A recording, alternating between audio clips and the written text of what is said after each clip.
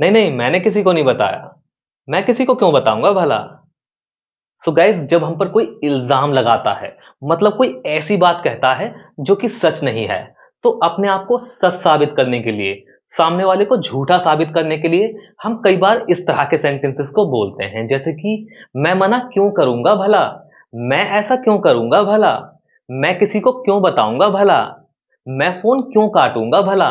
तो ऐसे सभी सेंटेंसेस को इंग्लिश में बोलने के लिए हम एक फ्रेज का यूज करते हैं, और वो फ्रेज है bye the way why would I. Bye the way why would आई, सबसे पहले आप बोलेंगे by the way why would आई, और उसके बाद आप बोलेंगे वर्ब की फर्स्ट फॉर्म, देन ऑब्जेक्ट अगर है तो। देखिए, अगर आप सेंटेंस को लिख रहे हैं तो ध्यान रखना, एक लास्ट में क्वेश्चन मार्क जरूर अप्लाई कर देना। इसमें ये जो आई है, आप इसको चेंज भी कर सकते हैं अगर आप किसी और की बात कर रहे हैं, मतलब इसको आप चेंज कर सकते हैं अकॉर्डिंग टू सब्जेक्ट। कुछ एग्जाम्पल से समझते हैं इसको और अच्छी तरह से।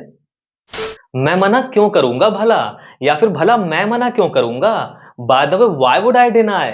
मैं ऐसा क्यों करूंगा भला, या फिर भला मैं ऐसा क्यों करूंगा, bye the way why would I do such. मैं फोन क्यों काटूंगा भला, या फिर भला मैं फोन क्यों काटूंगा, by the way why would I disconnect the call. मैं तुम्हारे पैसे क्यों लूंगा भला, या फिर भला मैं तुम्हारे पैसे क्यों लूंगा, by the way why would I take your money. मान लीजिए आपसे किसी ने कहा कि तुम वहां गए थे ना और आप नहीं गए थे, तो आपको बोलना है मैं वहां क्यों जाऊंगा भला, या फिर भला मैं वहां क्यों जाऊंगा। तो आप बोलेंगे by the way why would I go there. भला मैं तुम्हारी शिकायत क्यों करूंगा, या फिर मैं तुम्हारी शिकायत क्यों करूंगा भला, bye the way why would I complain against you. एक बाप अपने बच्चे के साथ ऐसा क्यों करेगा भला, या फिर भला एक बाप अपने बच्चे के साथ ऐसा क्यों करेगा, bye the way why would a father do such with his child. मान लीजिए आपसे किसी ने कहा कि तुमने मुझे इग्नोर किया था ना, और आपको बोलना है मैं तुम्हें इग्नोर क्यों करूंगा भला, या फिर भला मैं तुम्हें इग्नोर क्यों करूंगा। तो आप बोलेंगे by the way why would I ignore you.